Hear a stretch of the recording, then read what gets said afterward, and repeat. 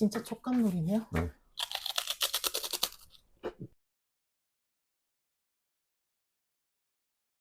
오늘은 또 뭐예요? 오늘은 김부각. 김부각은 원래 사 먹는 거 아니에요? 너무 비싸. 그래서 찹쌀풀을 써서 적층해서 발라서 하는 방법하고 아주 간단하게 월남쌈 페이퍼로 갖다가 하는 방법 두 가지로 김부각을 만들어 볼 겁니다. 우선 찹쌀풀을 갖다가 해가지고 해야 되는데 불행히도 우리 집에는 찹쌀가루가 없어요. 대신 찹쌀 자체가 있어서 이거를 갈아서 사용할 거예요. 입자가 조금 집에서 갈으면 굵더라도 찹쌀풀을 쓰는 데는 크게 지장은 없을 것 같아요. 한 컵 정도. 너무 가득 안 해도 돼요. 일단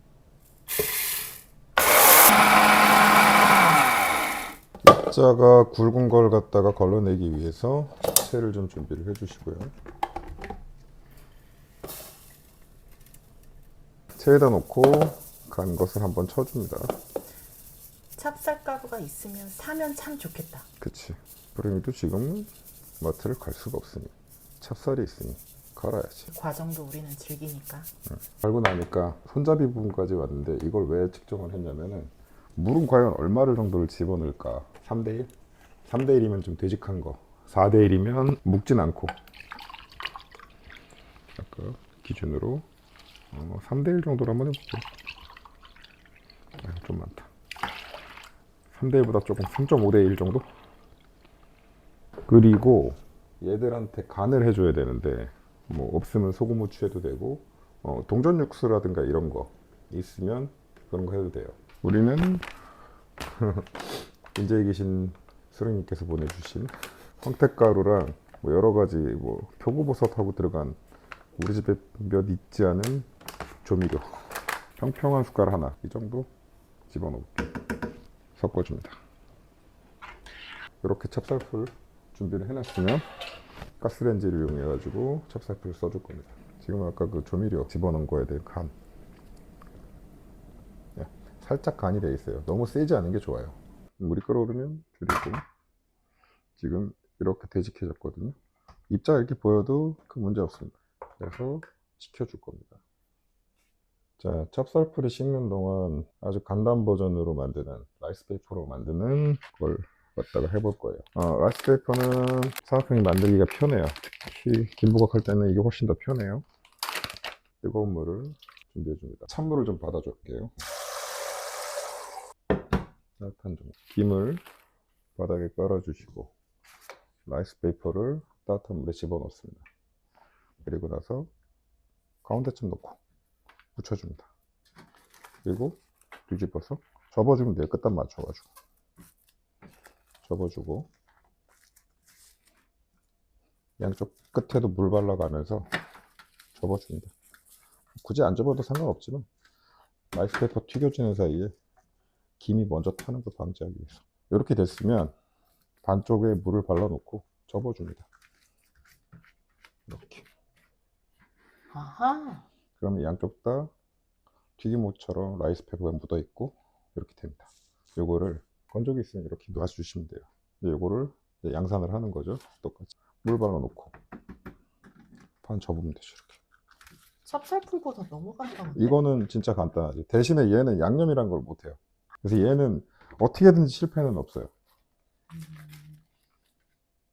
만약에 건조기가 없으면 그냥 건조기가 상온에 없으면 말려? 이렇게 해서 채반 같은 거 그런 것도 되고 이거를 계속 만들어 줍니다. 그리고 나서 표면에 물을 좀 발라줍니다.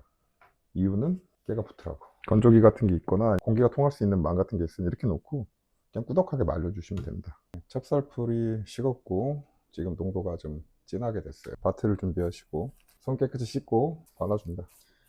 진짜 촉감놀이네요. 전체적으로 바를 필요 없어요. 반만. 왜냐면 접을 거니까. 적층을 하나 접나 그게 그거거든요. 그래서 가운데 너무 두꺼우면은 굳는데 오래 걸려요. 한쪽 면만 찹쌀풀을 발라줄 겁니다. 튀겼을 때 바삭한 거는 얘들이 될 거예요. 얘도 찹쌀풀 쓰고 이렇게 바르고 그래서 그렇지 이렇게 하면 시간이 생각보다 이렇게 오래 걸리는 것들은 아니에요. 대신에 이제 찹쌀풀 쓰고 하는 과정이 오래 걸려서 그렇지 상대적으로. 난 이걸 먹어봤잖아요. 음. 찹쌀풀로 한 김부각은 진짜 엄마가 해줘서 먹던 김부각 맛이고, 라이스페이퍼 김부각은 바삭한 과자 같았어. 훨씬 그래서- 가볍고. 별걸 다 한다. 이걸 저번에 해서 음. 우리 엄마한테 가져갔을 때 엄마가 되게 황당해 하셨던 기억이 나. 사위가 이런 거 갖고 오니까. 그냥 이렇게 해서 통풍이 잘 되는 데다가 이렇게 꾸덕꾸덕하게 말려도 되고, 우리는 건조기가 있기 때문에 건조기로 바짝 말려줄 거예요. 네, 건조기에서 이렇게 딱딱하게 말랐습니다. 어느 정도 꾸덕꾸덕하게 마르면 됩니다. 찹쌀풀 발라가지고 말린 거고, 라이스페퍼 말린 거는 이렇게 됩니다. 이제 말린 김부각들을 튀겨줄 겁니다. 기름을 예열해주고, 불이 쓰이면 금방 타버려요. 언제 튀기면 되는지 그런 거를 좀 알 수 있는 방법이 있어요? 튀겨보면 되지. 아니, 뭐 좀 이렇게 멋있는 셰프님들처럼 뭐 이렇게 뭘 하나 떨어뜨려 본다든지. 손가락을 담갔을 때 화상을 입으면 튀겨도 돼요. 알겠습니다. 이 정도면 튀겨도 될 것 같아요. 그러면 얘들부터 튀기도록 하겠습니다. 오, 소리가 달라요. 네, 온도가 그 사이에 좀 약불을 해놨더라도 올라갔으니까. 온도는 지금 정도면 될 것 같네요. 이렇게 하면은 기름을 되게 많이 먹는 것 같은데 실제 먹어보면 그렇게 기름지진 않아요. 그래서 얹어놓고 소금 나중에 뿌릴게요. 이제 양산책이니까 2개씩 뒤집어주고,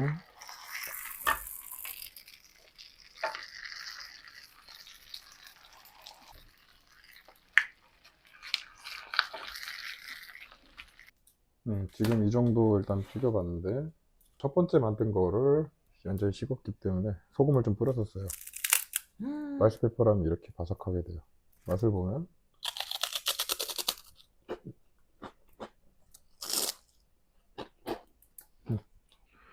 찹쌀풀에 한 거는 얘가 완전히 딱딱할 정도로 말려주세요. 안 그러면 이게 두껍게 적셔한 거라 안쪽을 아무리 튀겨도 이 바삭하지 않을 수가 있거든요. 그래서 기름에다가 온도를 너무 높게 하지 마시고요. 튀겨줄 정도 온도만 해서. 확실히 얘는 라이스페이퍼보다 반응이 빠르진 않네요. 지금 온도도 일부러 낮춘 거고, 라이스페퍼는 얇으니까. 근데 얘는 찹쌀풀은 밀도도 더 두껍고 그러니까 이 안에 부분이 덜 말라서 꾸덕꾸덕하다. 그랬을 때 튀겼을 때는 바삭한 맛이 좀 덜. 샘플로 몇 개 해봤더니만 완전히 마르지 않은 꾸덕한 상태 거는 안 바삭하더라고요. 눌러가면서 안에까지 충분히 익혀주고, 그리고 온도를 너무 해야되면 이게 새까맣게 타니까 2번 튀기듯이 이제 앞뒤로 해가지고 뒤집어가면서 충분히 튀겨줍니다.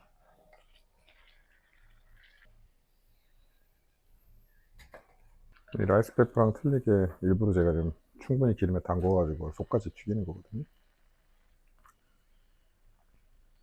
기름 온도를 낮게 하시고 노릇노릇해질 때까지만 이렇게 튀겨주시면 돼요. 좀 두꺼워요. 얘는 라이스페이퍼가 되게 얇으니까 이렇게 바삭바삭한 식감이 가벼운 거고, 얘는 좀 간이 돼 있으니까 한번 먹어볼까요? 얘도 바삭바삭은 하고 살짝 밑간이 돼 있습니다.